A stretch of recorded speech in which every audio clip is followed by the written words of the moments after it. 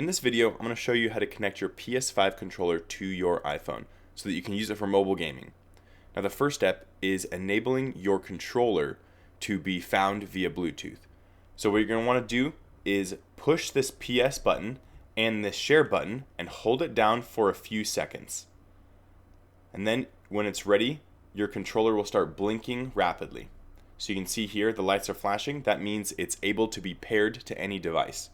Next, on your iPhone, you're going to want to go into your settings, go into your Bluetooth settings, and then you can see here it showed up as a Dualsense wireless controller. That means it senses the controller and it's ready to be paired. So click on that, and then now you can see the color is solid. That means it has paired to the iPhone and it's ready to be used for mobile gaming.